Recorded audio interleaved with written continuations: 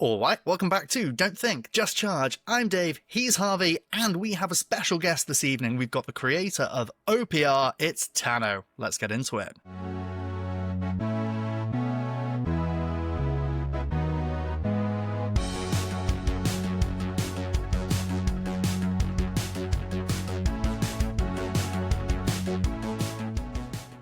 We have highest privilege here. Tano, the creator of OPR, has joined us for a very special episode of Don't Think, Just Charge. Tano, thank you very much for coming on this evening and today with us. It was evening time when we're shooting this, but it doesn't matter if it's morning, evening, or afternoon, wherever you are in the world. Now, Tano, before we get into what we're going to talk about on this video, which is going to be, for those of you waiting with eager breath, it's going to be discussing a couple of the beta armies and, really excitingly, Broken Truth, the new box set that's coming out, and the mix that that's all going to have going. First of all, I just kind of want to hit on, we see you on the streams and in Discord, you're really engaged with the community, but not many people who have come to OPR in the recent years, like since, the game has exploded really, will know you as you. So first of all, how did you get into wargaming? Tell us your backstory, tell us your history, give us the Tano lore. Okay. I will give you the Tano lore about wargaming. So I guess I started wargaming 1998, I think, for many of us. The release of the third edition of 40k came with that big box, right? It was Black Templar versus Dark Eldar. The palm trees are so iconic. Yeah, exactly. The trees, the little terrain, it had everything, right? Yeah. And I think I just walked past the store, I saw that, picked it up with my mom.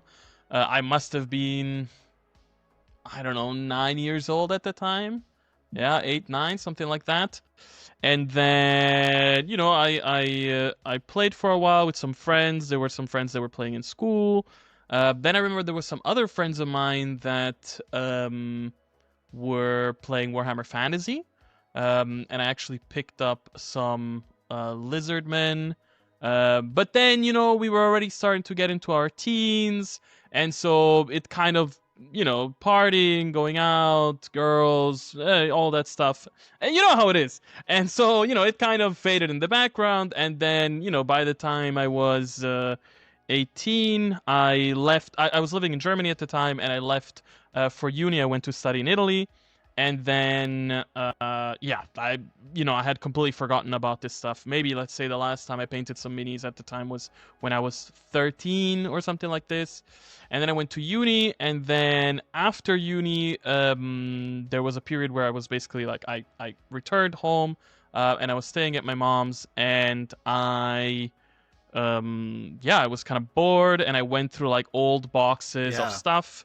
So it's now been probably around 10 years or so-ish since I had, picked up any of these minis, and I found the Lizardman. I actually think in my teens at some point I might have thrown away that original box from, I had a bunch of Space Marines and Eldar, and I threw all that away, which now I'm, I know.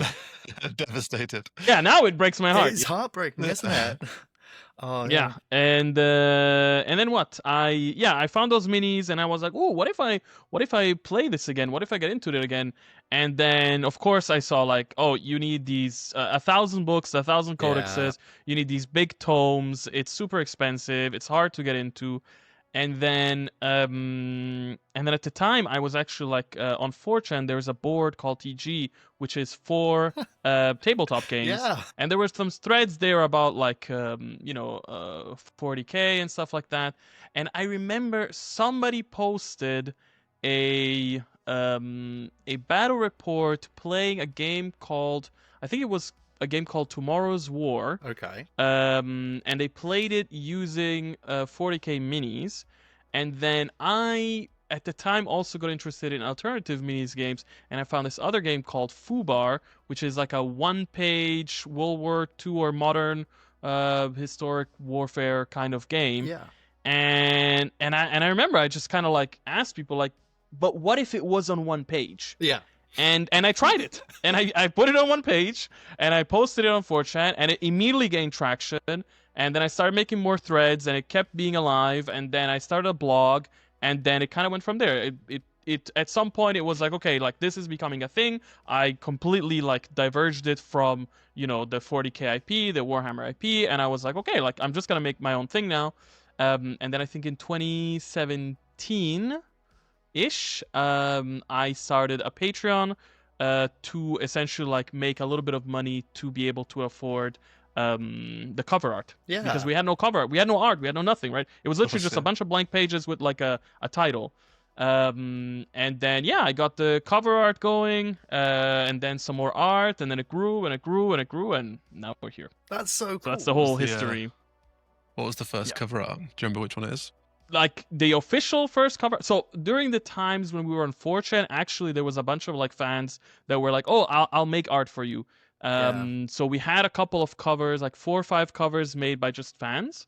The first cover art ever was, it was kind of like some orcs in the distance, and it kind of reminded me of like the very first Call of Duty cover where you have like a guy in the front looking back straight at the camera, right? And like, it's you, soldier! And there was like a space marine, and then in the distance you have like all the orcs like, ah, and they only had like little smiley faces. Like, it was super silly.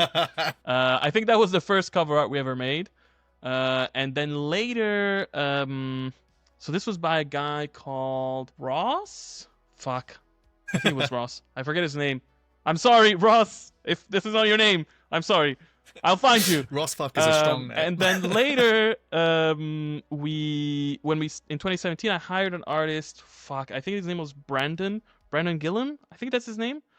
He does index card RPG.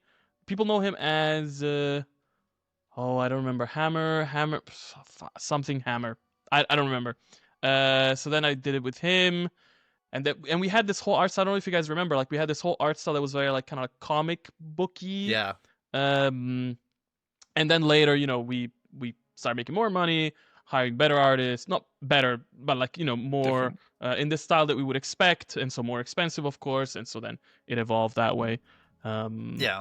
You move more. You take those steps of developing as you gain that traction into a more professional sphere, where you get the people who are doing it from a fan-based service into the people who it's their day job, or maybe their side job, or it's some sort of actual professional revenue for them, and so you develop from there, and that's where that art style grows. Oh, that's really exciting. Did you, like, what did you, like, study? What was your early profession? Did you ever expect you'd be in game design? Oof. I think there's 2 sides to it. I don't want to go too into detail, but I come from a less privileged background. I started working when I was 13, and I was working whatever. You know, I was working as a kitchen helper. I was working at a post office. I was doing a beer garden, whatever jobs. Then when I left school, I went and I studied computer science. So yeah, I did that. And never actually had a computer science job because things, you know, went a different way. I mean, I guess I had an IT job for like 5 years at some point, but it was not really a computer science job. So yeah, that was my professional life, let's say.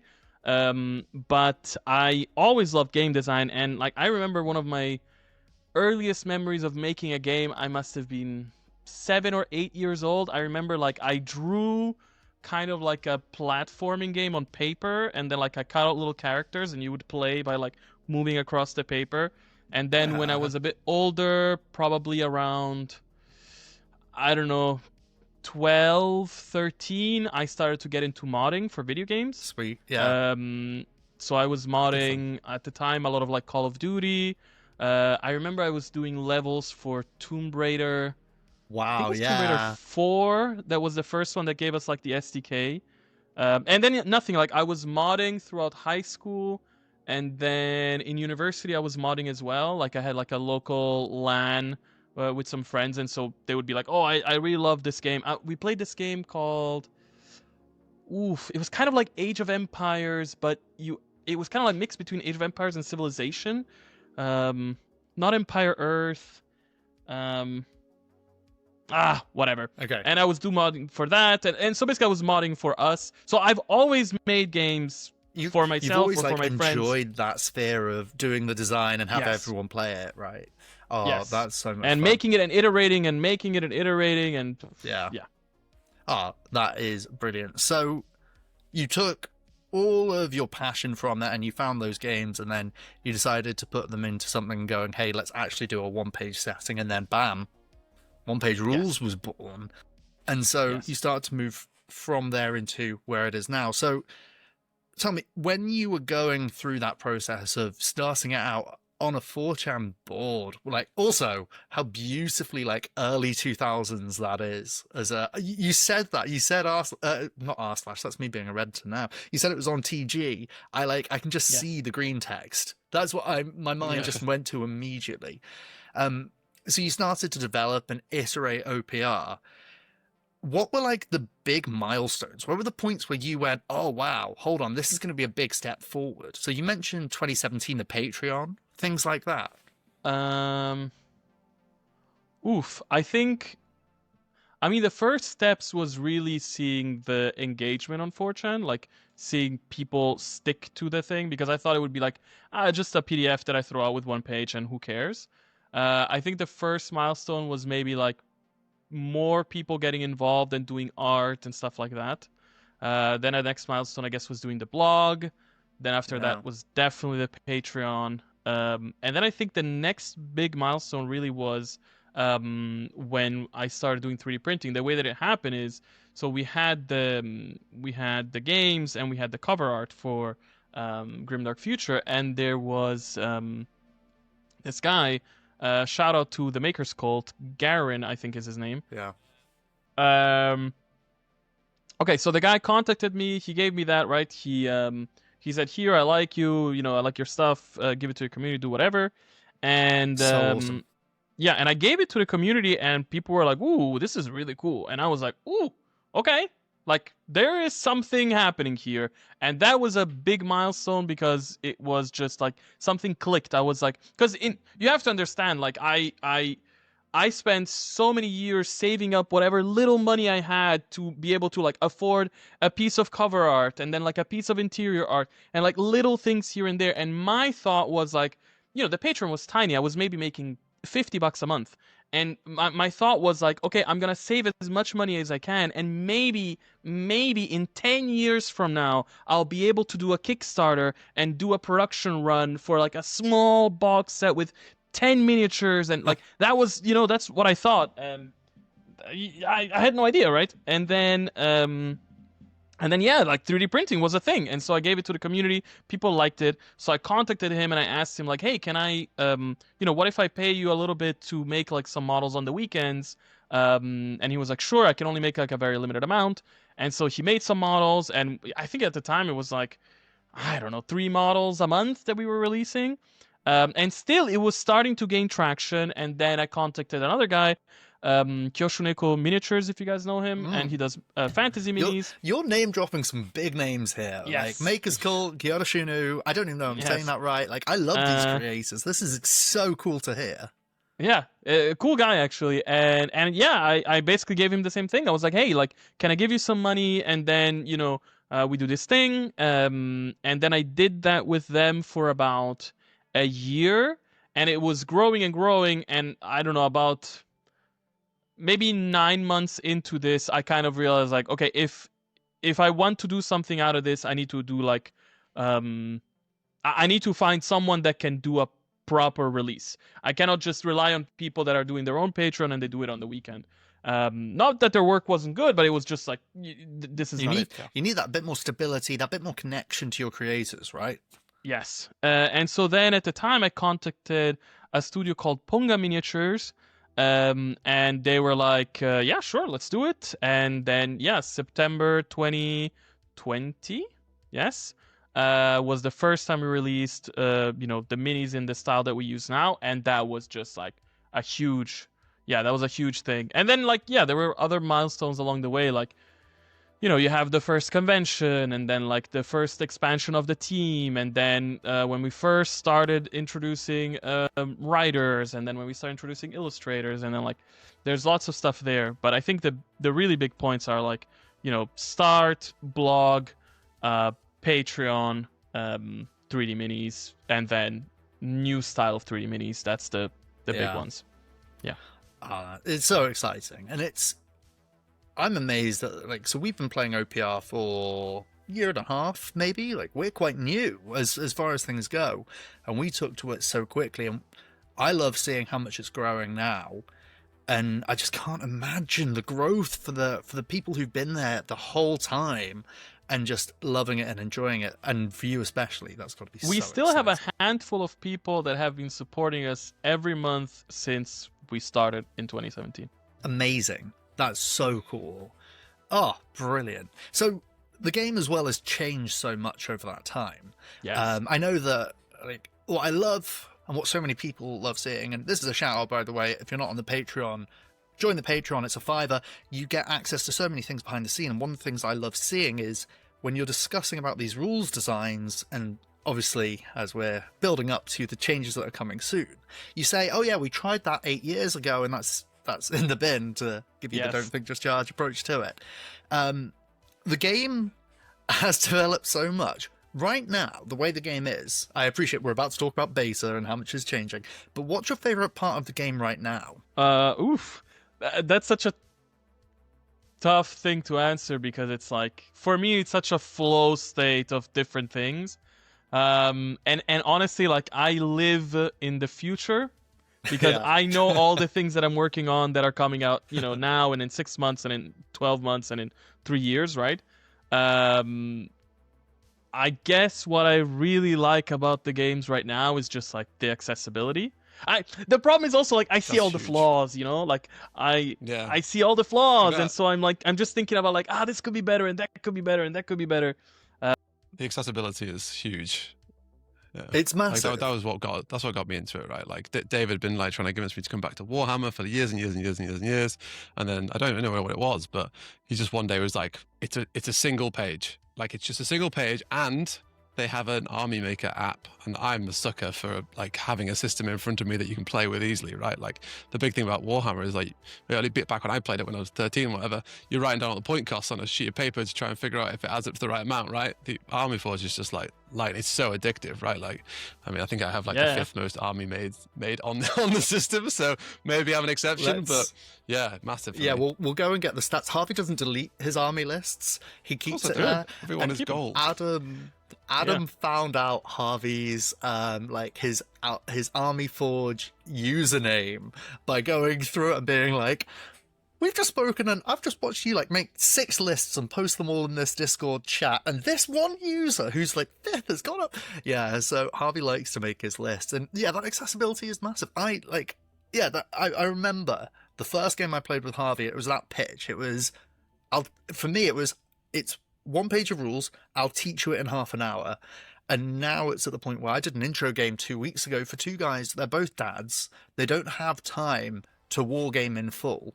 They love the narrative. And I said, you guys come over to my house on a Monday night, give me an hour of your time. I have the minis, I have the board, I have the terrain. You don't have to do any pre-reading. I'll teach you the game. And now they're like, Dave, do you have discount codes for battle mats? What? We're doing this campaign at the moment, and we want this to be different. What do you recommend? And I was like, have you got the advanced rules yet? And one of them was like, what's that? I was like, go pay a $5 to the Patreon. He's like, I've done it. Best advice ever. What about this? And I'm like, page X of the advanced rules. And he's like, and people are losing their mind. People are losing their mind. This is an example of 2 guys, but this is 2 local dads who don't have the time. And that accessibility is such a big thing. So, yeah. I think, like, when I built it, I mean, there's 2 things that you guys touched upon that I think, talking about accessibility, like, when I first came up with the idea back in the day, it was also that at the time there were a lot of, I don't know if you guys remember these editions, 2014, so there was like a lot of like fan editions of like 40k. There was like one called Waffle edition, there was one called, I don't remember the exact name. Whatever. There was a bunch of these editions, and the thing is, like, they were huge. You had to read another 300 pages, and I was like, okay, I'm gonna make this as accessible as possible. So it was meant to be not just that it's 1 page, but also the whole point of the way that the blog was structured was that in how few clicks can I get you to play the game? That's There's brilliant. also a reason why, like, it uses basic measuring tapes. It uses D6s. There's no additional dice. I know a lot of people say, "Oh, why don't you switch to D12s?" It's like, because everybody has D6s. In my mind, if you find these rules, you can go and grab your Monopoly box. You can grab some random soldiers from Risk, and you can start playing because you have enough dice. You have a sort of board, and you can just get into the game. And you talk about that. It's like, yeah, for me, the whole point is like, I know when we talk about wargame, maybe for a lot of people it's not like that, but for me, really, it's about like bringing friends and family together. Like my dream scenario is like a parent with their kids playing these games, painting together, having fun. Like I appreciate the entire community and the tournament scene. You guys talk about it a lot, and that's great. But like when I first started it, like my target was that it was family, and it's also like I came out of union. I was like, I don't have the time anymore to do all this stuff. Like I want to be able to do this quickly. And the second part about like Army Forge is, the reality of wargaming is, sure, you can spend some amount of time painting and some amount of time playing, but you're gonna be spending way more time dreaming about playing than actually playing. And Army Forge, Army Forge allows you to fully live that dream as much as possible, because you can build a list, you can share them, you can get feedback, you get all in no cost, right? It's quick, it's easy. It's about dreaming. Is there anything along the line that you've wanted to add to the core rules, but you've gone like, it just won't fit on the one damn page? Is there anything been like that? Like, is there something in the advanced rules that you wish was core rules, or? No, actually, there are things I would like to remove. So if you don't know, when OPR started, there was only one stat. There were not two stats. Right. It was only quality. Yep. And defense was actually handled via like your quality and then via a special rules modifier. And eventually I added defense because I felt it was necessary. And there was a small window of time where I almost removed defense again, but then I didn't, and so it stayed. And now it's too late. There's no way we're doing that. No, I don't think there's anything that I would like to add to the core rules. Honestly, I feel like the core rules, at least in my mind right now, are very stable, and I would like to keep them stable for probably years to come. Like, I think in the next couple of years, my general idea is that besides like very small tweaks, I would like the core rules to stay the same, and I would like the focus to be on army rules, advanced rules if we want to change something there, expansions, that sort of stuff. No, there's nothing from the advanced rules I would like to put in the core. Because the core is meant to be that, for me, okay, there are so many things to talk about, but like one of the big things for me is that like OPR is meant to be an opt-in system. It's you want to play just the one page? Sure. You want more complicated? Opt-in. You want to pay? Opt-in. You want missions? Opt-in. You want your units to have more complex upgrades? You opt into the upgrades. They're not baked into the unit. And so if you add more stuff to the core rules, it's hard for, like, even though we tried it at points, it's hard to tell people like, oh, don't worry, like, you don't have to use every part of it. You can opt out is something that in the gamer's mind is like, oh no, the game is balanced for this. So, which by the way, totally is not. Yeah. But in their mind, it's like, I cannot remove this thing, you know? Yeah. So yes. You were, spoilers, like, Tano was, before the call, people at home, Tano, being Tano, was like showing us the calculator that's coming out in September and where it's up to. And I mean, he wasn't showing us in like the huge crunch that we have super secret dark tech, but he was showing us exactly what we've seen, which is the builder of going once per X activation, pick whatever within whatever distance with conditions, blah, blah, blah, blah, blah. Like, the way that you build rules that we've all seen. And Tano was playing with it and like just showing it off really and being very excited. That in itself, right, that calculator is a huge opt-in. If you find your armies aren't complex enough, opt in and do it yourself and make it as complex as you want. So that really, I also think that the Army Forge Studio is a big it has a big impact on consumer trust, like player trust, because it's like, if you think that we are gonna mess with things just to sell you more minis, go in there, rebuild it yourself, and you can verify that, like, I am not messing with any costs. I have the same tools that you have. You have the same tools that I have. And if you don't like it, make your own. Like that's yeah. it was a point that Good Enough Gaming, I think, just did a battle report. Was it? Okay, I want to say it's Good Enough Gaming just did a battle report where he got his mate in to play a game and he's not played with them for years and years and years.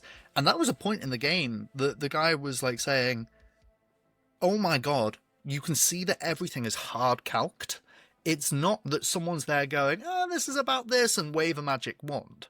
It's that, it's as you say, right? Everything you are doing to the armies is something that we can reconstruct. And you've said it, and I've seen you say it before. The phrase I've seen you use is, I'm as much a slave to the calculator as you are. I truly am. I truly am. Like, there's nothing, what you can do, like, I mean, from a more, like, arbitrary perspective, you could change the percentage cost on Furious or something, right? But then everybody's influenced. But then everyone changes, right? And that's, like, that's a very different approach to it. And that really is that whole thing of the construction of it is direct and straightforward and transparent. And that kind of filters back all the way through, and that's really exciting. We've gone way off kilter, and I love this. Yes. I had like 2 more questions, and you've answered those, and like so you've absolutely gone through it. So thank you, Tano, for going through all of that excellent Tano deep lore.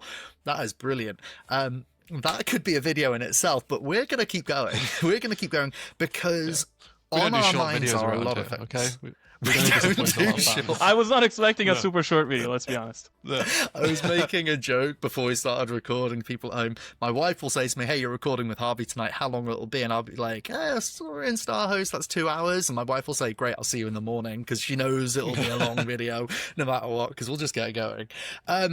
Let's move on to the things that are what we're excited for. You were saying you're living, 3 months, 6 months, 3 years in the future of OPR. Let's go for what's coming out in the next. Let's stick to the next few months, because otherwise we will be here for hours and hours and hours.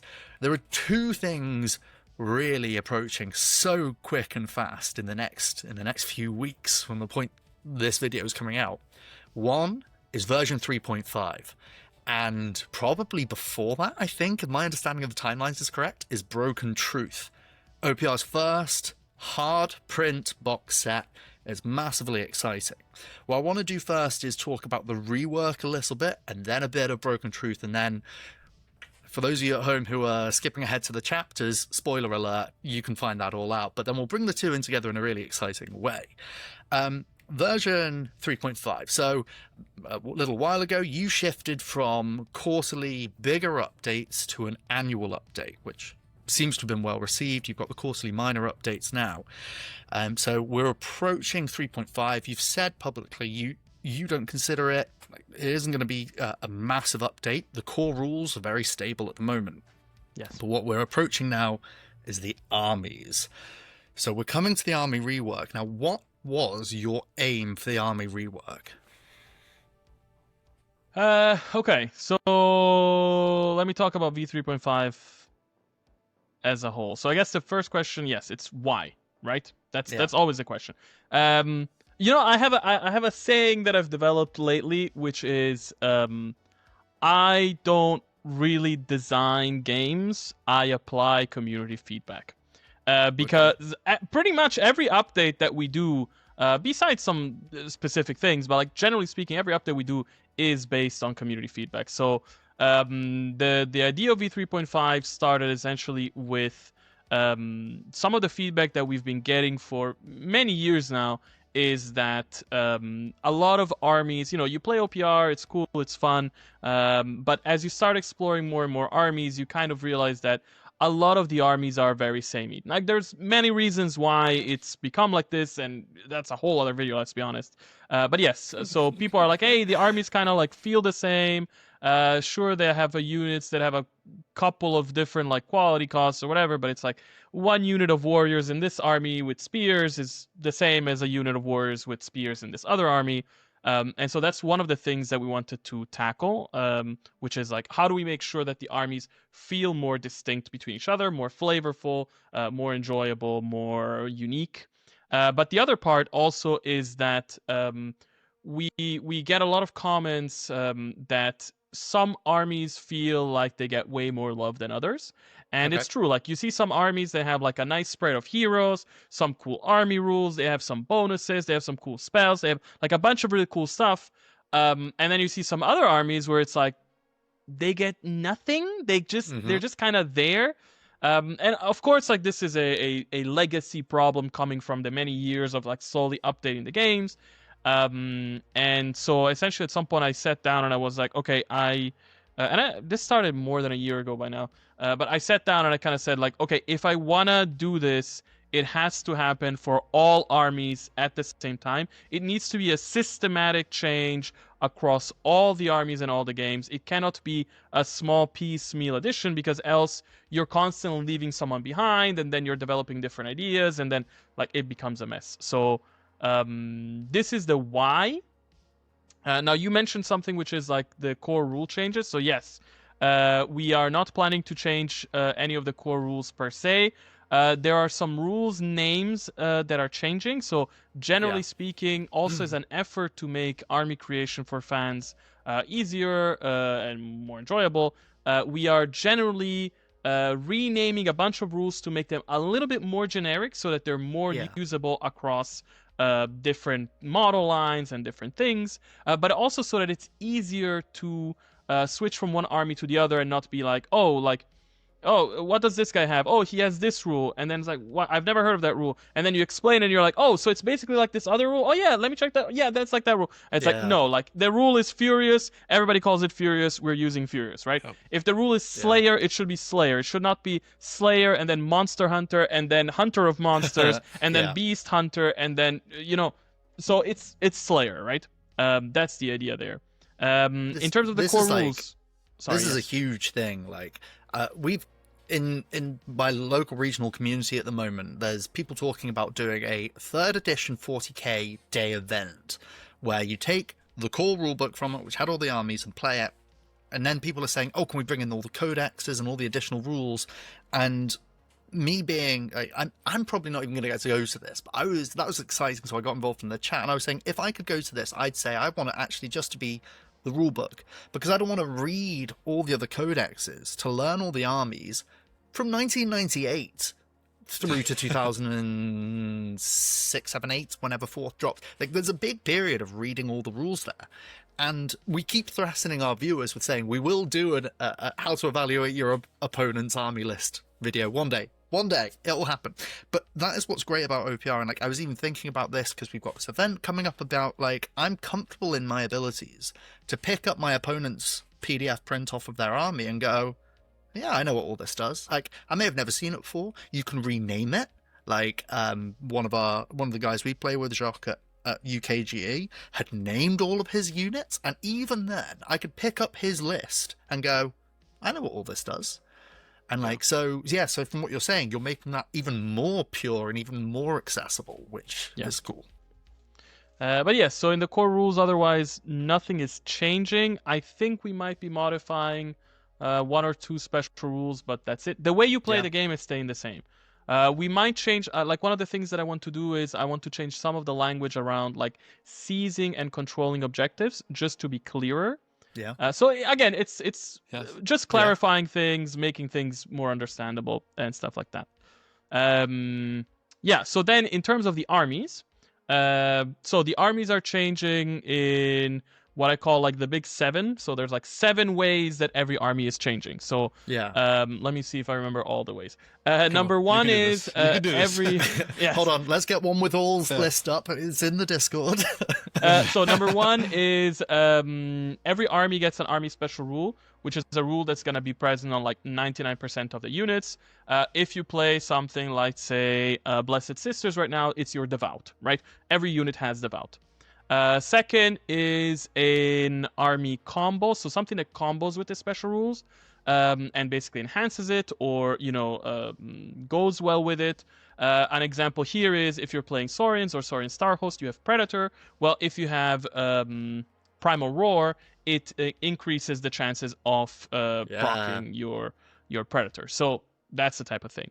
The third thing that we're doing is we have what we're calling an army specialty. This is some other rule that is a bit different from your regular rules that lets you do something cool and unique. If you play something like Dow Union, then the spotting lasers, right? That's a specialty. Then the fourth thing that we're doing is we are having something that we're calling a mark or a sort of debuff. So basically, it's some way that you can influence either an enemy unit or that you can mark an enemy unit to be a better target for your own units. If you're playing Soul Snatchers, for example, you have a rule called Survey Vehicle. I think it's on the Assault Vehicle. That's basically like that. And then the fifth thing is weapon special rules. So each army gets a unique weapon special rule that's put on some of their weapons. I don't know if you're playing. Let me think. If you're playing Machine Cult right now and you have Phosphorus, right? That's an army weapon special rule. So as I'm trying to also show you with all these examples, it's like none of these things are new. None of these things are not like they were not part of the game. It's just that right now they're kind of scattered throughout the armies and they're being consolidated so that every army has access to all this stuff. Nice, Then we are also making sure that every army has at least 5 unique hero auras. Because right now you have some armies that have more heroes than others. So again, trying to give you access to more things. And then we're also reworking all of the spell lists so that they are more in tune and more connected to all of these different changes within the army. So the idea is, generally speaking, like I said, I had to go through all of the game. A lot of work, let me be honest. It's like 50 plus armies. I had to go through all of the game, and the thing is, like, a lot of stuff has been shuffled around because. So don't expect every army to have, for example, the exact same hero auras that you had before. I'll give you an example. So right now, I think like every other army has like a Furious aura on one of their heroes. So that's being changed. So maybe one army has a Furious aura, another army has a Frenzy aura, another army has move plus 4 inches when charging, another army has gets rending in melee. So they all might still retain an aura that's related to melee combat, but it's not just gonna be furious across all the armies. And that's it. That's the big 7. Every army is being updated. We are doing it in phases. So we're gonna be releasing the beta focusing on Grimdark Future first. Doing all the Grimdark Future armies except for the gangs. The gangs and the guilds are coming at the very end. And then hopefully... Stop answering my questions before I ask them. That's not fair. It is what it is. And then hopefully soon after we will do Age of Fantasy. I'm hoping 1 or 2 weeks after the beta of Grimdark Future we do Age of Fantasy. Now, one thing, earlier you mentioned that September is when it's coming out. It's true, the original target for this was end of September, but seeing how we are taking more time working on the point calculator than we thought, I'm going to be honest, I think at this point it's safer to say let's push it maybe to end of October.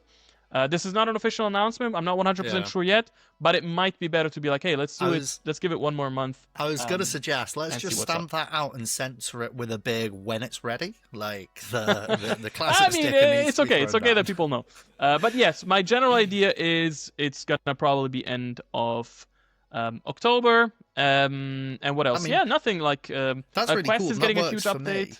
Oh, cool. Yeah. Look, I was just cheekily gonna say my son is due to be born on the 1st of October. So if you're saying the end of October, that works with me. That's the end of my paternity leave. So maybe I did it on purpose. Who knows? Yeah, I like that. Wait, what's the Quest update? What's the Quest? We're going off track, but what is it?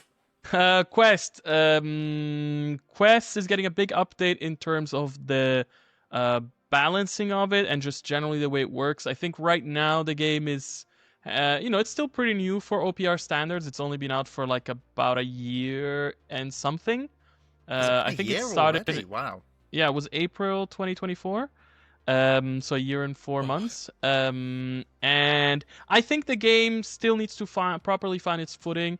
I think right now some of the rules are still a little bit too complex, need a little bit of streamlining. I think the difficulty level is something that people have been struggling with, so that's being tweaked.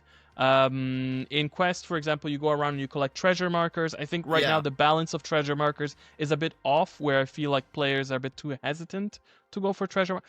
Basically, the general thing is like when I first envisioned Quest many years ago, by now, like 4 years ago, originally it was called Slav 28, because it was meant to be like this Slavic-inspired, fantasy game, and it was very much inspired by like Left 4 Dead and stuff like that. It was That's meant to be fun. like a really hard game. It was Yeah. meant to be like really challenging and really like dark and gritty Slavic. The Serbian roots come out.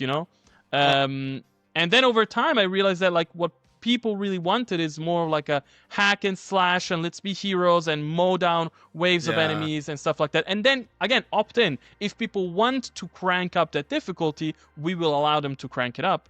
But the base experience should be more fun, a little bit more forgiving. It's meant to be a quest, co-op game, solo co-op game for friends. So that's what's happening with Quest. The thing I always see written on the The Discord first about it is time we're how- going to say yeah, the same thing. it's just how like there's 4 difficulty settings and one of them is like beginner or something. And like literally everyone in video gaming ever has looked at beginner and gone like, I'm not a beginner. Excuse me? You're about to tell me I'm a beginner? Right. I'm intermediate. I've never Yeah. played this damn game in my life, but I'm going in. And people obviously You get run straight into a wall slammed. with that stuff. Yeah. Yeah, I I like- think that's a real problem. I think that one of the big problems with difficulty is that nobody wants to admit that they're a beginner, and they start at intermediate and they get curb stomped because they don't know the mechanics Played yet. it. I played You should have just like Quest. 3 ranks below intermediate that are all exactly intermediate.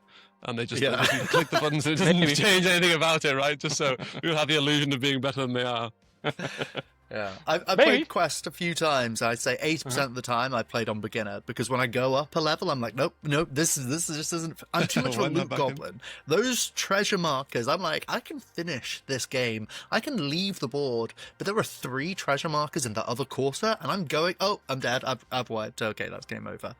It's interesting you say that about the difficulty because the first time I introduced Harvey to Quest, he got stun locked the entire game. Round 1, like we did a travel effect. It came in. This is and very his was- early beta for This it. this was you hadn't even released the game. I think it was just in Patreon at this point, and I was like, because we love our RPG games, and I got him and another mate in, and I was like, let's try this, and they just couldn't roll a 6 to break it, and they were like, this is. So that we that all kind had of the like same run with difficulty. them twice, and both times it stunned us, and we were like, I think maybe we'll leave this one for a little bit later. So. Yeah. Oh, okay. That's exciting. Back a bit more into the line of the Battle games and the Army rework there. So you wanted to approach them all at the same time. You wanted to change this sameness between all of them. How did you go through that process? Like, what was your approach to changing 50 plus armies in OPR? It was a huge process. So, to try and make it short, because this was like months and months and months of work, to try and make it short, essentially I started by breaking the game apart into every single, like I have a list essentially of like every single step that you take in the game, from you pick your deployment zone to you roll for the deployment to who deploys when, and I made a huge list of like what are the 50 literal individual steps of the game. And then based on those individual steps, I kind of came up with like, well, what are all the different ways that I can interact with these to create interesting new special rules? So that was one part of it. Then I basically took a collection of all the special rules that are in the game right now. And I used that essentially to create my baseline of what could I use for the army special rules. Then I took basically all of the special rules in the game right now, and I essentially separated them into like 9 different categories. So it was like 3 super categories of like offensive, defensive, and like utility. And then I think it was like elite, regular, and then greenhorn. Something like, I don't remember what I called them. These are Okay. personal notes, whatever. They're in my brain also a lot of time. And so I separated everything like that. And then it's just like, it's huge amount of files where I went through and I was like, okay, every army needs their special rule. And then like, what's every army's combo rule? And then what's every army's other rule? And then and then it was also like, I categorized like all the auras. And then one of the big things that I was doing is when I was assigning all the rules and the auras is I tried to make sure that before I reassign something again, I would assign something that hasn't been assigned yet. So if an army right now had Furious, and then the next army also had Furious, and in the first army I said, you know what, Furious really fits here, and I made that an aura. In the second army, I would be like, okay, it cannot be Furious again. And so I have a list of essentially like every rule in the game, and like it has a number next to it of how many times it's been used. And I think the max number of uses of a rule is like 3 times or 4 times, which is pretty good. Which means like, you know, the chance that you see the same thing again is pretty low. And then I did that whole thing with spells as well. And then in spells, it was a whole other job, because in spells you have attack spells and you have other spells, and then that was the whole thing. And then I had to do it with weapons. And then with weapon rules, it was like I essentially had to split all weapons into different things. It was like, what are all the various steps of a weapon rule? Like, you know, does it ignore region? Does it ignore cover? Then when does it trigger? Does it trigger on a 6? Does it trigger on a 1? Does it trigger on a block? Does it trigger on targeting a specific type of unit? Like, is it targeting a tough unit? Is it targeting a unit with a high defense? So this was really quick and easy for you, right? This was 24 hours. No, this was months and months. 2 seconds up. And then the crazy thing was, like, I actually, this was one of the most the mind-breaking is I had to come up with like 30 new weapon rules names, and those all had to be as generic as possible. So I have a list of just like slam, pound, you know, smash, crash, bash, trash, you know, and it's just like that. And then I was like, okay, let me try and figure out which name sounds like it fits which rule. It was a lot of work. And we know you're Italian, you live in Portugal, you've lived in Germany. Yes. And I'm yet half you're Italian. doing this. You're half Italian, okay. Yes. What's the other half? Serbian. Half Serbian. And you're doing this in English. Yes. I can't do this in English. It's no problem. The fact that your brain is going through all of these things. You know, I like... think so. I'm fortunate enough to speak 6 languages, and so I think my brain thinks more in concepts than in language. Yeah. So I think it actually makes my life a little bit easier, because I'm not really thinking so much about the words. I'm just thinking There's about an the idea. abstract there that just you're thinking in the meaning rather than the actual immediate. By the way, originally this update was meant to have way more things, so there was another whole huge amount of work that I did that right now is on the back burner, that we will talk about as we approach 2026, and that will be an interesting call that I will gladly have with you guys. Teasing the viewers there, Tano. you naughty. Well done. So you've been through all this process over months and months and months. What are you most proud of? And what you've currently got, like, all this building in the back burner, getting ready for a rollout to beta. Is there anything that you're like, you know what, smashed it? I don't know. I don't really think in those terms. I think I'm just... When I personally, I know that for some fans this is very scary, I understand. When I personally look at the whole thing, I can look at every army and feel like, oh, this is a cooler game now. This is a more interesting game. Yeah. This is a better game. And in that sense, I'm very happy about it, because like now, I feel like whatever army I pick up, I'm like, ooh, I can do this and I can do that, and there's this thing, and I can try these new combos. And so it's fresh, it's new content, it's additional stuff. We're not necessarily taking things away. Some armies are tweaked a bit, so you could say, well, you took away this thing. Yes, but I gave you this other thing. So it's like, it's additive. Yes, I'm dead. No retreat. It's called no retreat now. No retreat. Yes. But yes, I think that's the thing that I'm most happy about. It's just like, to me at least, it's exciting that every army I open is like, oh, they do this and that, and they feel different from other armies. So, at what point during the design process did you decide on these 7 things? Because, like, the idea of taking, like, 50 armies and going, like, I'm going to do 7 things for each, to me seems completely that's psychotic. intense. But to you, obviously, that must make a lot of sense, right? Like, do you often design in, like, strict structures like this, where you're going, like, I'm trying to do this thing, and here's the structure I'm going to apply to as much as possible? Okay. Yes. I think once you are working on a design for a game that is this large and has so many components, in my mind, you have to break it down. Also, part of it is like, it's so easy to get overwhelmed. And so if you're not very well organized, it's just a mess. And I think, for example, this process that I described at the beginning of like separating the game into all the various like little bits, it's very important because you need to understand what your design space is and how far you can push it. And you kind of have to also have some rules for yourself of like, well, there is maybe this design space that I could use, but that goes against like the core principles of OPR and like what we're about and so on and so forth. So those decisions were made very early. Originally, it wasn't 7. It was actually... if you're about to say 13, then you've no, got it was a bigger problem then, mate. It was more like 9, but the other 2 are big. Well, it was 10, actually. So the other 3... I'm not going to spoil, but there are 3 more things, and those are big. Yeah, that's future. That's future. Work, yeah. But yeah, very early. It's decided very early. That's, right, yeah. Makes sense. That's exciting, though, because it can be very easy, as you say, that structure, that organization is so important. It could be very easy for you to, after the fact, to be like, hey, yeah, that was the plan all along. And you're like, what the fuck just happened? How are we on 7? So that's going to be good fun. Oh, man, I have so many questions, but we can't go on for so long. So you were saying about, let's kind of think about, one of the things that we know is that OPR has so many passionate players. We're 2 of them, right? And we disagree. We run a channel together. Well, like, I mean, me and Harvey. Obviously, we're 3 of them. But Tano, like, if I say your opinion doesn't matter, it's because your opinion, if you were like, I don't want this to be this, it's not a case of going, oh, well, it's off into the ether. You're like, no. It's because I have a design structure for this. So it does matter. But, like, we can differ and we do differ.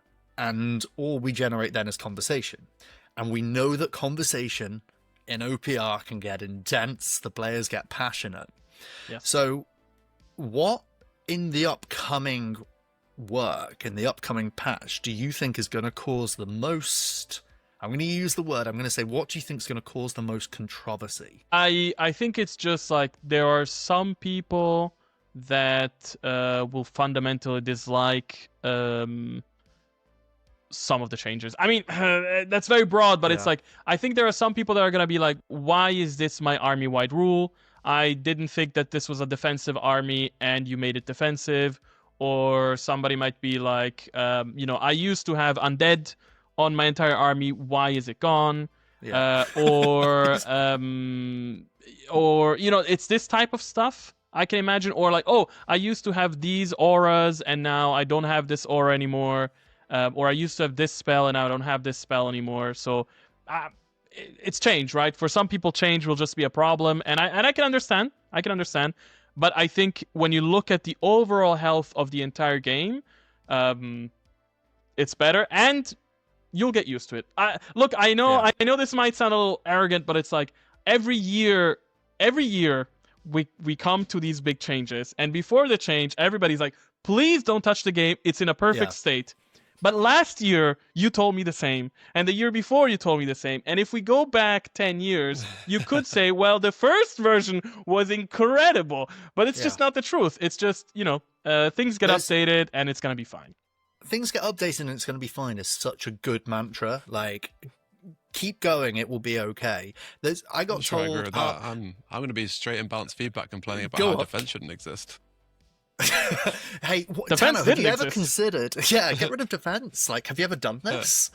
I heard it a couple of years ago and I spout it every now and then, just at least once a week. There are 2 things people hate: when things stay the same and when things change. And it's just such a classic. And I know that when I talk this through, there's got to be that aspect of you having some comfort in yourself and going, I've done this before, I've seen the heat, and I know that it's fine. And it's, if you're in a professional sphere, if you're dealing with people who aren't familiar with it, like I deal with people going to courts, and I have clients who are just like, what is going on? I am so terrified by all of this. And I have to be like, I've been here before. I'm here every week. For you do these updates now every year, and you were doing it far more frequently before. And for the people who might not be as exposed to the community as you are, because you were saying it's about bringing in all this community feedback, you've got to be able to just say, look, guys, girls, and other pals, stay calm. we do these changes every year, and if we didn't think it was for the better of the game, we wouldn't be doing it, right? So keep calm and carry on, right? Keep calm and carry on. Yeah. Yeah, I think there's definitely an element as well of change that keeps things fresh as well, right? You don't want a game to be stagnant for years and years and years to come, because you will get bored of playing it eventually, right? And like, while it might rustle your feathers a little bit when these kind of changes come in, it's like, actually, like, you might have been like 2 months away from burning out an OPR and you never even knew about it. So yeah, that's such a point. That is such a big point as well. Like, saying right now, and I can't say I disagree on many points, saying that the core rules are very stable and a good spot, I think I generally agree. If I wanted to get into it, I'd be talking about some real specific things. But that would mean exactly what Harvey's just said, right? It could just be like, in 5 years' time, if someone drops out of OPR, plays some other games, and comes back and goes, oh, it's the same? What do you mean there's no change? Like, there might be that reaction, and it does keep it fresh. It's exciting. So that's brilliant. Thank you, Tano, for going through all of that with us. Like, I did have a few more questions I want to ask, but you've already bloody answered them, so well done. Thank you. This isn't a Quest podcast, but I could frigging talk about Quest for a long time. I would love to talk more about Quest. I'm gonna be honest, I think it's an unsung little hero at OPR right now. A lot of work goes into it, a lot of cool stuff is there. I think the people that play really love it, but it's still a small game. It's not being promoted that much. But I think there is something really cool there. Yeah, there is something cool there. It's have you ever played? Do you play any or many role playing games? Like, so D&D, no, actually, I'm not an RPG player at all. Not at all. No, I'm not. I have played RPGs a couple of times. I think the most recent time I played like a one shot of D&D a year ago, maybe something like that. Yeah, but I'm not generally a role-playing player. Hold on, I'm opening the door for Quest. We got players here who we pitch our viewer base to the people who want to go to events, like competitive or narrative or whatever, but be consistent and improve their game over the course of the day, right? So that's playing battle games. Some people play skirmish games. What's like, if you want to say to someone, hey, try Quest, why? What's your like, hey, this is what you'll enjoy the most? What's the thing you'd say to that? Ooh, I think the big aspect is just like, it's fun with friends. You play together. I think that's a big part of it.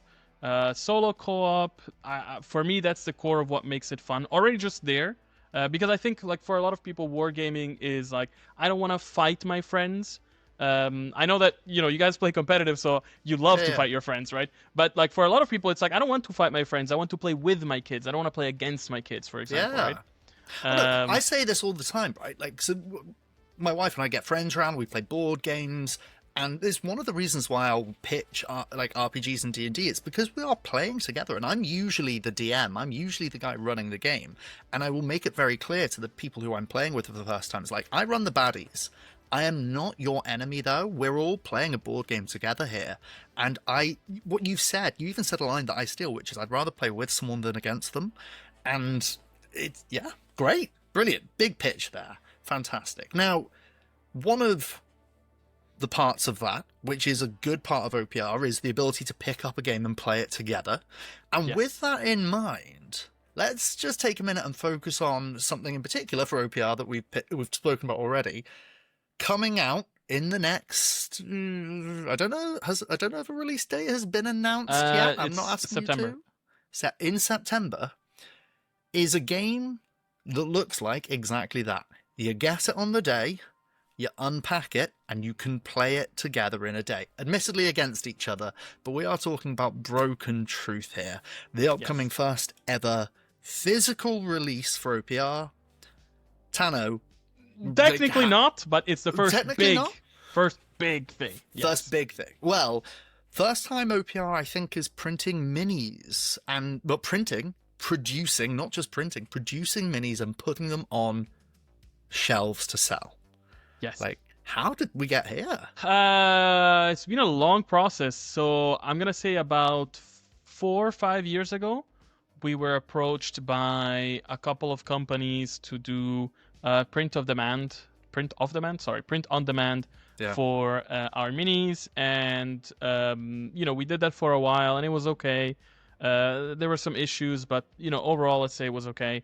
And then at some point, we kind of figured like, okay, if like we have captured a big chunk of the 3D printing market, which is great, but we know that the physical market is so much bigger. Like there are so many people that would love to pick up our minis, to play our games, and so on and so forth, but they don't have a 3D printer. They don't want to get into 3D printing. I totally get it. And so then at the time, what we did is we started doing these little starter sets. I don't know, maybe you've seen them. Yes, of course. King's You've got, Wrath. I was going to call it King's Thunder. I think that's a World of Warcraft raid. King's Wrath. King's Wrath and The Last Stand. There's one for Grimdark and one for Fantasy. And yeah, we did those, and then we were like, okay, like this is cool. This is Siocast. It works, but we want to push further. And then, of course, a big box set. Like the way I started wargaming, right? Like that's my dream. It's like the Christmas morning thing, right? Like you open it, it's there, you pull it out, you start playing immediately. It's a dream. For me, it's a dream. Like I cannot wait to have it with my nephews and be like, hey, you are gonna play Uncle's game, and like it's it's all here and we can start immediately. Because like one of the things that is really cool is like the miniatures are all single piece, so you don't have to assemble anything, you don't have to glue anything. They're even with the base, so it's literally like you take it out of the box. We kind of wanted a bit of that, that first time player Christmas morning board game like experience where it's like you just take out the minis and you immediately start playing. The only things that are not glued to the bases are like the really big minis, so like the T-Rex is not glued to the base, so you're gonna need a little bit of glue to put the T-Rex, but otherwise everything is in there. You're gonna get a mat, you're gonna get terrain, you're gonna get tokens, you're gonna get dice. There you go. You're gonna get a bunch of stuff. Like all of this stuff is in the box. You get a booklet. It comes in 6 different languages. I'm super excited. I'm gonna be honest. Like this is cool. Like the little box sets we have are cool, but this is like the thing. So this is gonna be on GameFound.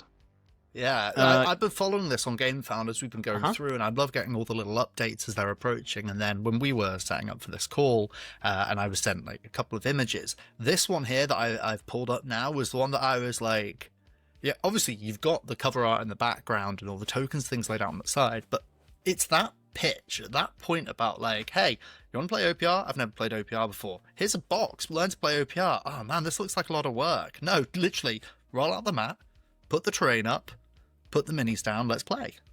Oh, I've got to learn the rules. Pick this page up on both sides. Yeah, and actually, like, if you look at the picture on the back right, you can see that there's like a little booklet. And so you get the 1 page of rules, of course, but you also get a booklet that has like a story for the Broken Truth. That's actually like a narrative event in the world. And also it has like a step-by-step, I think it's a 6 mission step-by-step tutorial of how to play. So it's like the first mission, it's like, okay, set up your minis, learn how to move. The second mission, I think, is how to shoot, then how to melee, then how to get into bigger and bigger battles until you play the 6th mission, which is like the Broken Truth. And that's like the big battle where you pull out all your minis and like you just fight it out. We actually UKG as well. We were there, and Paul brought one of the kind of pre-production minis with him, and he was showing people off. And the minis themselves are like, there's something about, I don't know what plastic they're made out of, but they're like solid, right? And they feel quality. Yes. So not only is it like you get all this stuff, but it's not like 3D printing where sometimes you've got like damages to it. The mini's not printed properly or whatever. This is like real quality stuff. Yeah, exactly. Yeah, this is really good stuff. When we decided to do this approach of like, hey, let's make it an out-of-the-box experience, we were thinking about doing this PVC thing, and then we were like, yeah, but like PVC, you're used to it from board games where you get like these bendy, flashy, ruined minis. Until we found this manufacturer that was like, no, like we're making this hard PVC, give it a shot, check it out. And then we saw it. They actually had multiple materials for us to choose from. And it's like, it's amazing. Like I find it incredible that like you pick up this mini and you're like, this is as quality as anything else on the market. And I cannot believe it comes as like this straight out of the box. Like, I don't know. It was kind of like a bit mind blowing to me that it's just, being used to the experience of the sprue and the cutting and the sanding and the gluing and the base, and here it was like, here it is. All that experience is like, bloop, take it out of the box. Chapow. Yeah, if you want to paint it, of course, then you paint it, and we hope you do, and you get like a cool set. But if you don't want to, like, you can just play like this, and it's like, yeah. One of the things also is here, what you're seeing is like the main box content, but there is more. There's like additional minis that you can get. There is more stuff for Starhost and for the robots as well. There's other bonus content that you can get. You can get like dice trays. There's like special dice. There's like a premium quality mats. Like there's gonna be a bunch of stuff here that you'll be able to get. Yeah. So this is the main Starhost in the box, and yeah, I mean, awesome. Just awesome. It's really exciting.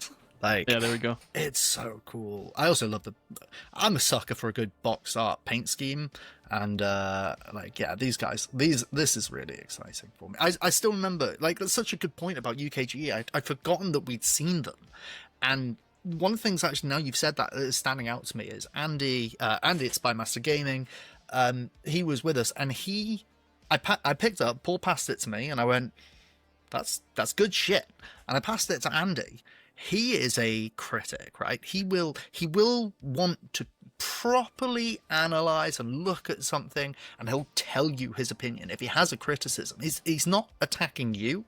He is discussing with a critical eye, and he passed it on to the next person to look at it, and he looks at me and he gave me a look going, that's good. And I was like, you don't, like, I expect something from you. I expect something to start a conversation here. And that was his comment. Like, that's powerful stuff. Like, yeah, this is exciting. This is good fun. And what better way to talk about Broken Truth and the two armies that we've just looked at than, so we've spoken about V3.5 and the armies, and we've spoken about two big armies that are coming out now. Tano has very graciously agreed to share with us some of the first look at what we'll expect to see coming into the beta in the end of October. So here we are. We're going to get an early look at two of the armies in a post-rework world. Folks, we're going to start off with the Robot Legions. We're going to have a look at the Saurian Starhost, and most excitingly, this will be a sculpt, a review-ish, a kind of look at what is in the box and what your army's going to look like when you break this thing out for the first time in a post-October world. Let's get into it. Tano, we've got the Robot Legions in front of us. Please talk us through the army that you've built with what's in the box for Broken Truth. Okay. First thing, please note that the point costs are not at all final. Right now, everything is still a bit all over the place because it's still the beta's not out yet. We're still working on the calc, so the costs here don't matter. Forget about them for now. I guess the first thing that you can see if you are a Robot Legions player is that they do not have the robot rule anymore.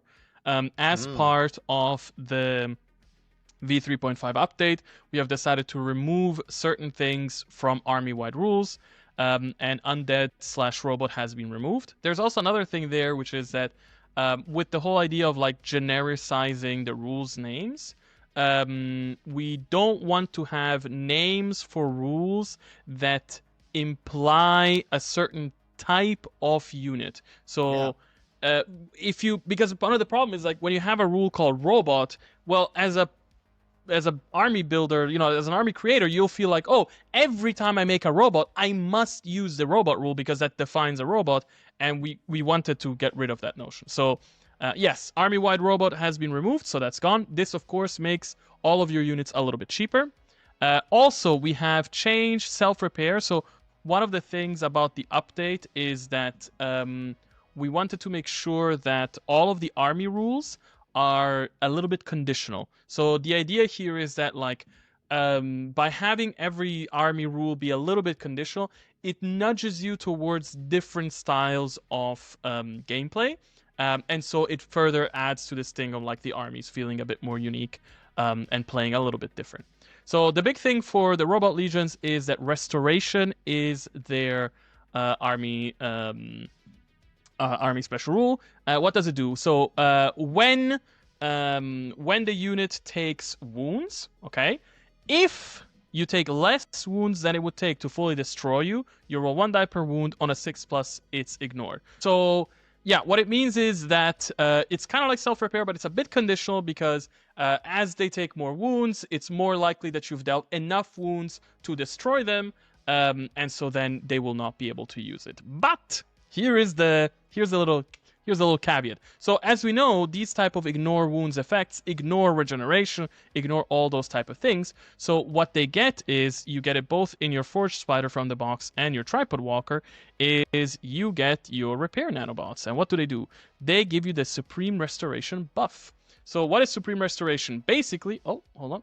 Supreme Restoration basically means that you get your restoration on a 5 or a 6. So now you have essentially the equivalent of regeneration without the downside of it being ignorable. Of course, you still have the thing where like they need to deal a certain amount of wounds. If they deal more than a certain amount of wounds, like your unit is not going to get it. But yeah, so these are like your little combos that you can do here. And here's like a great example of an army rule and an army rule combo that works here. So you want to activate your Forged Spider, you want to use your Supreme Restoration buff on one of your other units, and that way that unit becomes more likely to survive. It becomes more resilient, right? Yeah, more resilient. And this is a really important point because we've seen the conversation of, oh, I'm losing an army rule. And some people might look at this with a conditional aspect of it being less wounds than it would take to fully wipe you out. This is where you feed it in that your army special rule is getting more powerful in a certain way. Yes. And also, like, depending on how strong your enemy is, dealing enough wounds that you are going to be wiped out and so you don't get your thing, varies depending on the unit, right? So, like, if you want to destroy the warriors, you need to be able to deal 10 wounds at once. So that's probably not going to happen. And then you start whittling them down and then you start getting it. And so, that's kind of the idea there. So, Harvey, immediately, what are your thoughts? Yeah. This changes kind of two interesting things. I think, one, before Robot Legions were kind of a bit of a perfect storm. They were like high defense. They had a 6-up invuln. And on top of that, they had Robot as well. So they kind of had basically the fingers in all the pies. So I think it's good to see a little bit of power pulled away from that anyway. I think that Restoration seems like a nice kind of alternative. I quite like the idea that because it's conditional, it does inform your list building a bit. We've been on this channel loads of times and said that doubling up units isn't something we're really looking for. But actually now you're kind of incentivized to double up your units, right? Like the condition has made your list building a bit more interesting, where you go like, okay, it costs twice as much for twice as many Guardians, but actually my effect is also slightly better as a result of that. So while this is ultimately a nerf to Robot Legion, I don't think anyone was too worried about the power level of Robot Legions being too weak before. This kind of thing is interesting and will inform your list building in an interesting way. Do you think it's still a nerf with the ability to bring in that army boost? So, like, we've got on this Forged Spider there, that Supreme Restoration buff. That is a choose, if I read that correctly, Tano, that's a choose. When you activate this unit, choose a friendly unit. So this is an aura, which I love seeing an aura it's on not a an aura, it's a non-hero buff. unit. Oh, sorry, it's a buff. Yeah, sorry. So it's not an aura to the unit, but this is an effect that you see on some bigger units, like in the Human Defense Force Battle Tank. You've got currently the ability to give out double time. I love seeing that taken, not necessarily like away from the heroes, but more spread out. Now, Harvey, the accessibility of that on a Forged Spider unit, do you think that that's maybe not so much of a nerf? Do you think that versatility is something that will amplify the power a bit? I think it depends on the. I mean, it's hard to kind of review exactly that Supreme Restoration buff ability alone without knowing what units it's on. Because obviously, when you look at it on the Forged Spider, if you go back to our Robot Legions review, you'll know that actually the Forged Spider we don't rate very highly. So my incentive to take a Forged Spider with this buff, I don't know if it's there or not. Like you kind of have to see the whole package of a list to really be able to understand how powerful these buffs are. I will say in that review, there is a similar buff to this from the Tripod Walker currently existing, where it passes out regen. And we didn't rate that very highly. So I do think this is still a nerf, but I don't necessarily think this is, because of the way points costs work in OPR, like you are getting nerfed, but you're getting cheaper units. So that changes the whole dynamic of the army. So if you were just losing something and keeping your points, then yeah, you'd have every right to be like, whoa, what, my robot legions are getting nerfed. But really, it just kind of shifts the list building potential because now some units are cheaper, you can fit more units in. You know, it being cheaper means you can double up more freely. So Yeah. I think, yes, it's Which definitely leads a nerf, into the power but of the army, right? yeah, exactly right. So I think, yes, it's definitely a nerf, but is it like making the army less interesting? I don't think so. I think it's making the list building at least very more interesting. Yeah, I mean, and there's additional things. So you asked like which units have it. So the Forged Spider, the Tripod Walker, and I think the Transport Tank gets it as well. And I think one of the legendary models gets it as well. I think it's one of those really big guys gets it as well. So it is spread around. Also, one thing, I didn't want to talk about this too much, but okay. The thing about the Robot Legions is that like you now have more ways to stack things because heroes actually have access to another rule which is called Reanimate, I think. And Reanimate basically is that when the unit is activated, you roll dice and then you bring back models from the dead. So Wow, yeah, if okay. you stack Restoration with Supreme Restoration with Reanimate, it's a lot of cost and it's a lot of, again, right? It's like you have to coordinate things and you have to make it work. But if you make this whole thing work and your enemy doesn't interrupt you somewhere in the way, then you can get a very, very resilient Robot Legions unit or army going. This is like, this design is going to make the gameplay, I think, just that bit more interesting. Because we've already got, because of the alternating activations nature of it, the game develops over the course of a single activation and changes. We've spoken about your decision-making process and your prioritization.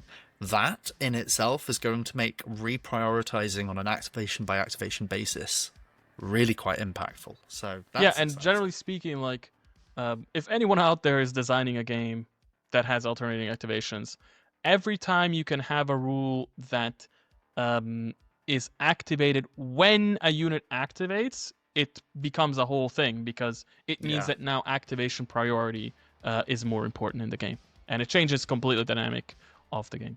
But okay, let me move on because there's still a bunch of stuff to look at. Actually, one thing. You can already see it here that some rules have been renamed. So, for example, what used to be called Shield Wall is now just called Shielded. So again, making the rule just slightly more usable across the game.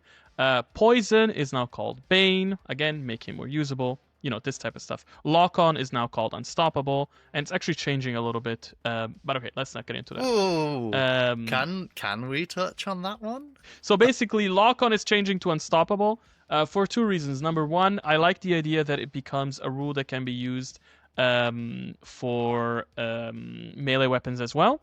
And especially in a game where now there are going to be many more units that have some sort of, army special rule or other way to get like,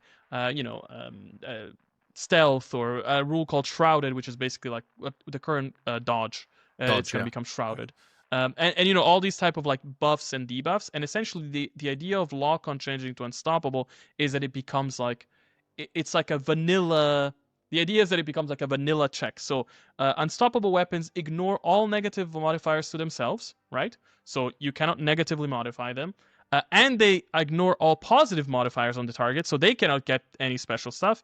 And the wounds cannot be ignored. So it's just straight to the face. Through the crap. Yeah. Exactly. It's like purely vanilla. So for example, if you have an unstoppable weapon attacking the Guardians, well, then they cannot use their shielded and they cannot use their restoration, right? Because the wounds cannot be ignored and they don't get a bonus against it.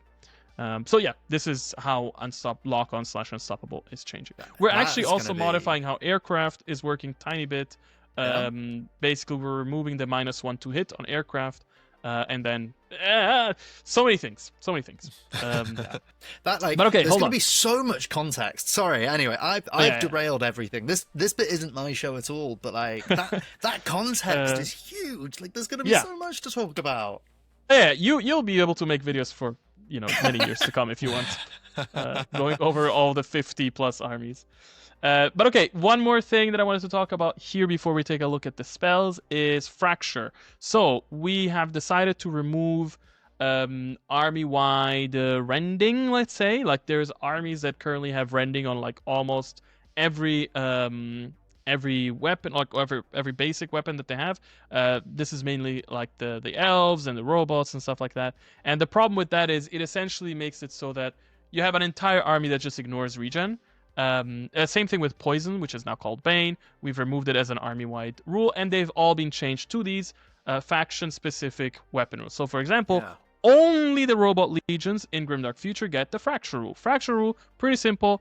On a 6 to hit, the hit gets AP2. So, pretty basic. It's kind of like a less powerful rending, which of course means that it also costs a little bit less, and it makes it more more usable across stuff. And then so this is basically what you get in the box. So you get the Robot Lord with a caster, so that's basically your Technomancer. Oh wait, I have 2 times? Whatever. You get a Robot Lord, you get a Technomancer, you get some warriors with Reaper rifles, you get some regular warriors. So for example, now you can see the difference, right? So the Reaper rifles, shorter range, but guaranteed AP. Longer range, but not guaranteed AP, right? So you have a difference there. You have your Guardians with swords and shields, your bot swarms. You can actually change it so that the Forge Spider spawns the bots. So instead of taking we like that strategy. You can do that. You have your Robot Snakes with metal fangs, and then of course your Tripod Walker with the big rapid Raycaster, which is unstoppable, which is very powerful. Okay, looking at the spells, actually the spells will reveal a little bit more about what's coming in the army, because the spells, we wanted to make sure that at least half of the spells in each army spell list are fully directly tied to the army, so that every spell list feels a bit more different. So what does that mean? You have your first spell, Mending Bots. Friendly unit gets Supreme Restoration. So that's a way for you to give out Supreme Restoration as well.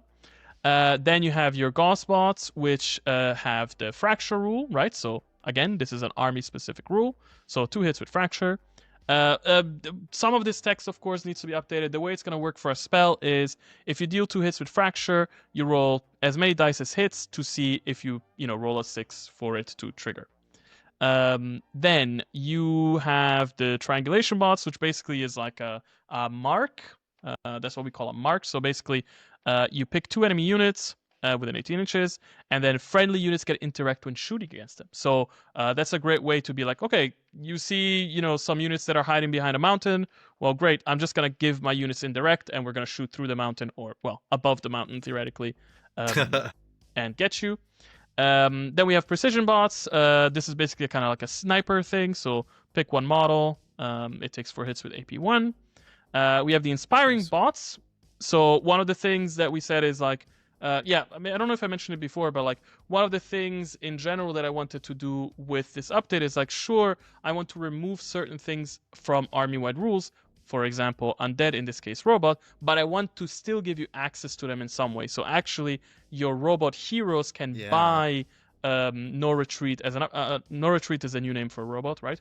They can buy No Retreat as an upgrade, so you still have access to it. Or you can use a spell, which is Inspiring Bots, which gives you Fearless. So it's another way to get a bit of that morale mitigation. One interesting thing to see here is we have a new notion that we haven't used before in the games, which is that now you can have an effect that happens multiple times. So usually right now an effect happens only once. So here you pick 2 friendly units and they get Fearless twice each. So that means you basically get Fearless 4 times. So, making your army much more resilient there. And then Flame Bots, pretty simple. 2 enemy units, each take 8 hits. Pretty powerful, but of course it's a level 3 spell. And that's it. Context matters there, right? Because caster 2, other than the one caster 4, caster 6, one big dude, right? Those level 3 spells are hard to reach. But like, okay, this is early. We don't know costs. Harvey, like this is a lot to unpack. I want to just like pass to Harvey for a couple of minutes just to like talk about all of that. What do you think? I mean, I promised I'd keep this short. I think it's good. Yeah, I think one of the problems with spell lists at the moment is that they are very, very samey, right? Like, I think that having some variety across the spell list really adds some kind of thematic strength to armies. I like the fact that we are no longer seeing the same spells over and over again. It's a bit like the Furious Aura thing you were talking about before, right? Like so often when we do our reviews of armies, we hit the spells and we're like, we've spoken about this one before, we've spoken about this one before, we've spoken about this one before, but what I'm looking at here is I think literally 6 brand new spells, right? Like we'd never ever seen any of these spells before, and it just kind of shows how wide open spellcasting is becoming and how much more interesting it's becoming and how much more exciting it's going to be to read your spell list at the start of like learning a new army, right? Going like, oh, what do I get in my spells? And especially if it plays off stuff like the Supreme Restoration one.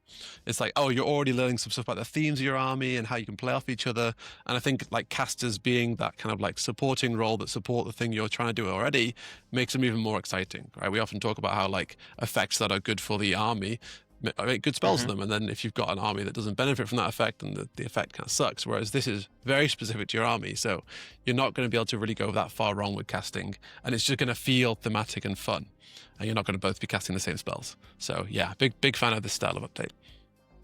Yeah, this is like there's so much. You could have changed the spell list for every army, and that would have changed just the way they work, the way they feed into themselves, the way that the caster holds a role in the army on so many different levels. But like looking at this, you've got interesting new ways that we're seeing these rules come out. Pick an enemy model to take the 4 hits. Like we've had a lot of conversation and criticism over when it's 2 and 3 hits, but this is now, you've got the flexibility of it being excellent against vehicles and single entity units, but also the power to more reliably kill heroes, the ability for your casters to be the thing that feeds into your morale mitigation and your resilience. Those buff spells, which we've been quite critical of in the past, Fearless twice, like that's going to change our analysis on that. That damage spell, holy hellfire.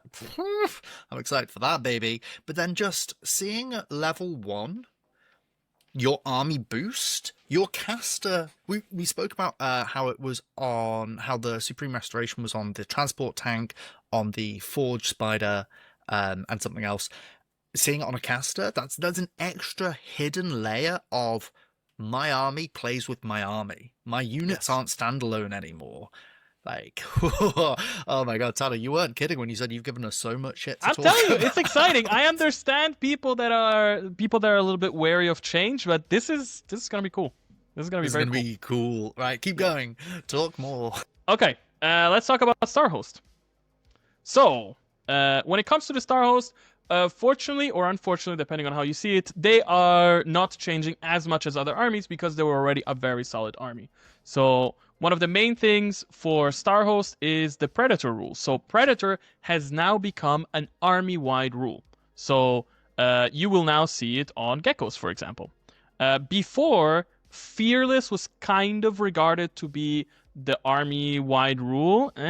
So actually, we have now kept it on what we define as sort of the more Saurian-y units. So you will keep it on warriors and on gators, but for example, geckos, chameleons and stuff like that, the swarms, they will not have fearless anymore.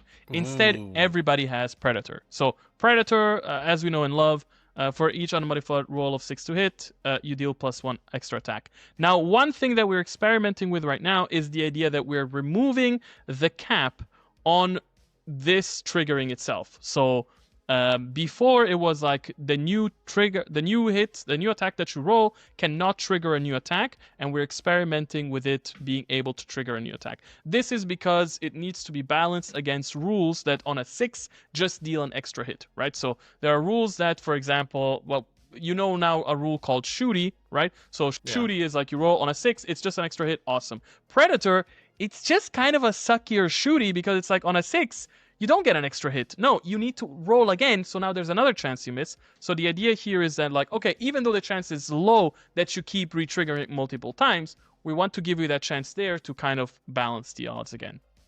So that's Predator. Which is a huge buff for me playing Saurians and a terrible nerf for Dave playing Saurians. Shut up. Yeah, very, very glad to see that change. Yeah, it depends on who's rolling, right?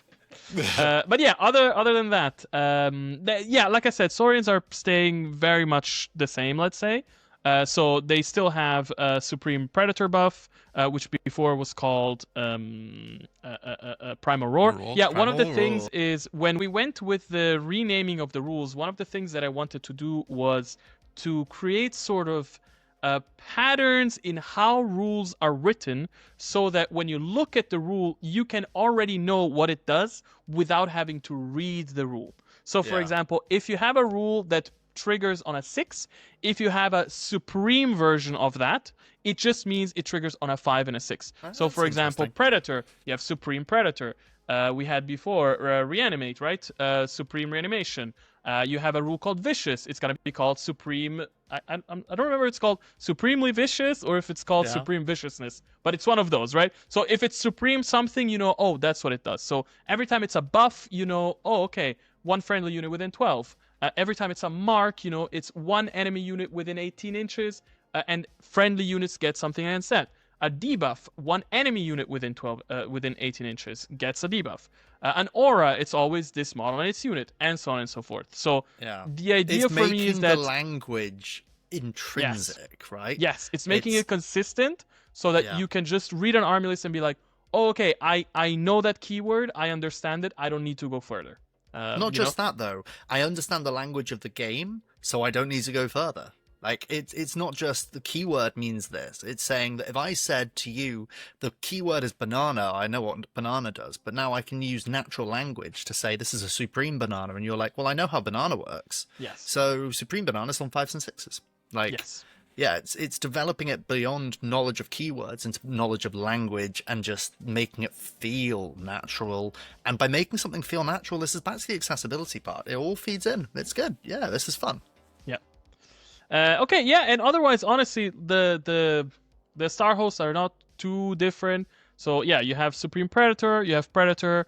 Like I said, the geckos are losing Fearless. But otherwise, you know and love these guys already, right? You have your Frog Mage with Caster 3. You have your Gators with their Missile Pods and Power Knuckles. All the cool stuff. But of course, let's take a look at the spells. And maybe that will reveal a little bit more about what's coming in the army. Okay, Celestial Roar, Supreme Predator, right? So we know and love this. Oh yeah, so their army-wide... Oh, we don't have it here. Their army-wide weapon rule is called Disintegrate, and Disintegrate... Ooh, don't quote me on this, but I think it's AP plus 3 against units with defense 2 up. So it's very specifically good. Custodians, no. Yes, it's very specifically good against like vehicles and defense 2 up units. But other than that, it's just 2 hits.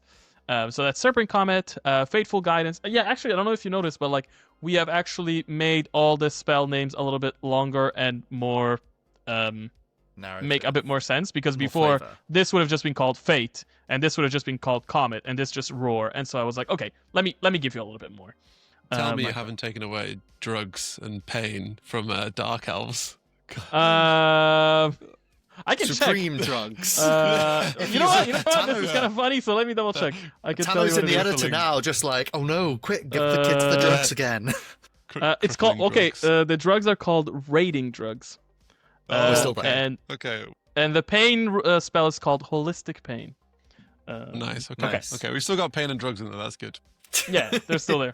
Okay, so Fateful Guidance. You see? So this is a broken spell. It's meant to be they get plus 6 inches range when shooting. So I'll have to double check this. Like I said, everything is still in development. Yeah, we're But yes. pre-beta right now, so... Yes. But But yes, it's good so to one of the things about the Starhost is that they have relatively short range weapons.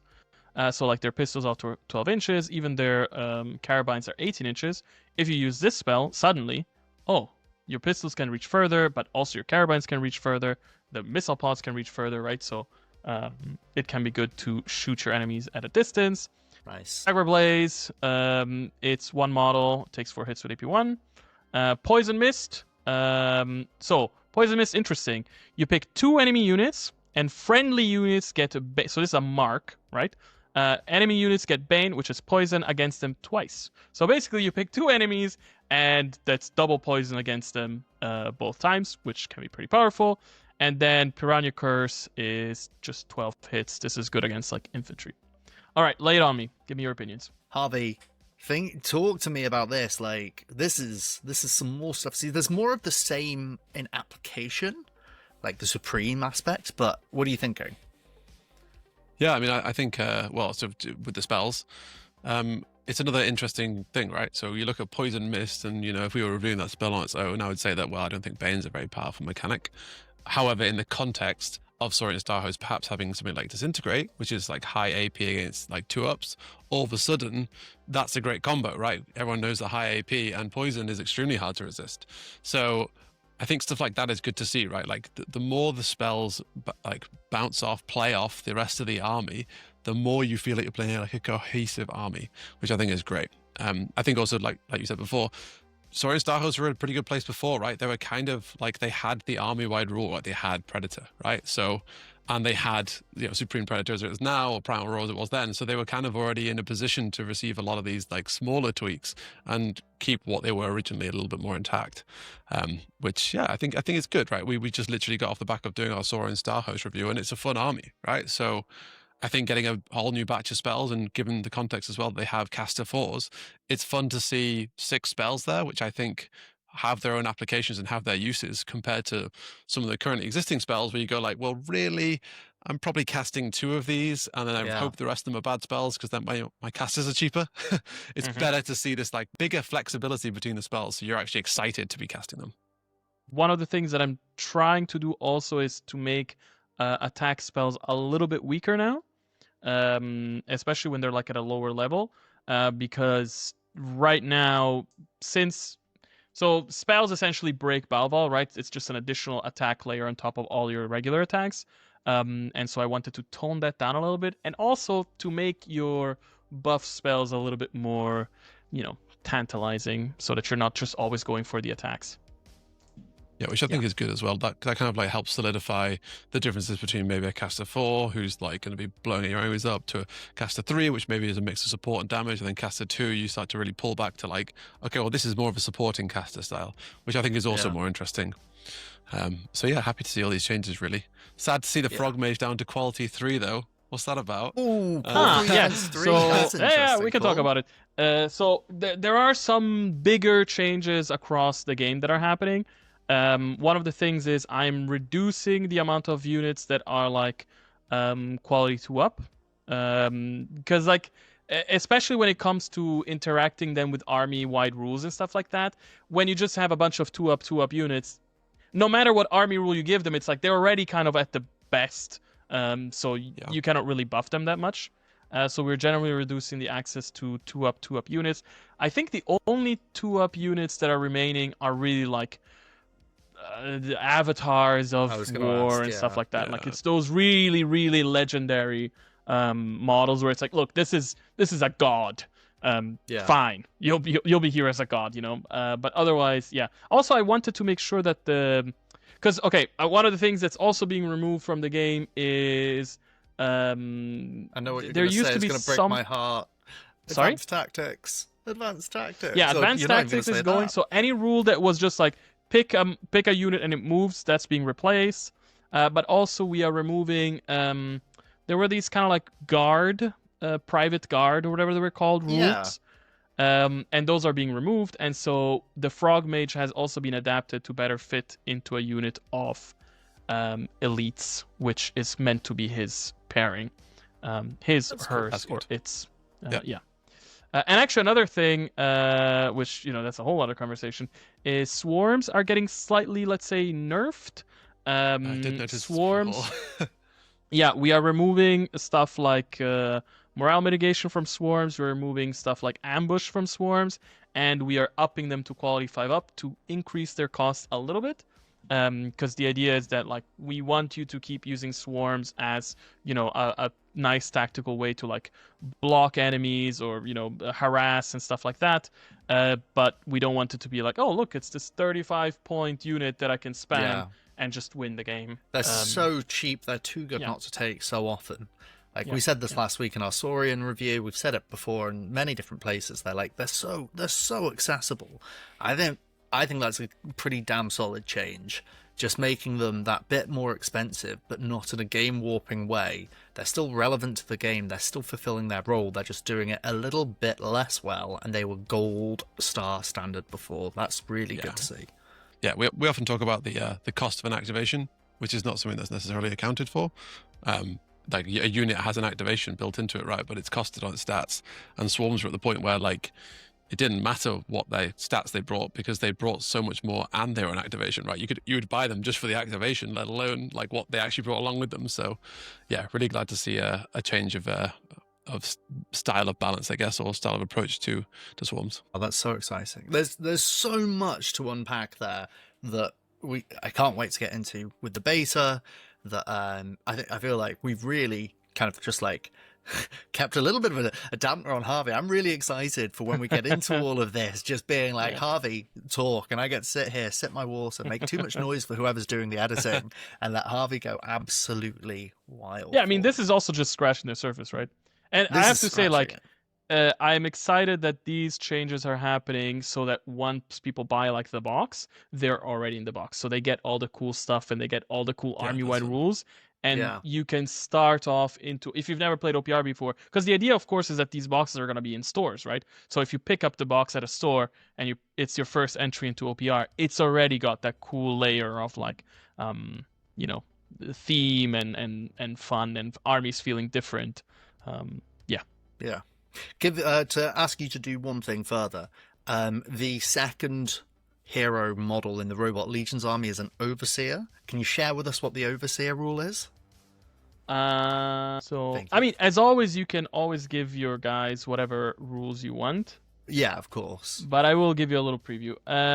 Overseer, it's Swift Aura. Basically, you ignore slow. So that's cool. Yes.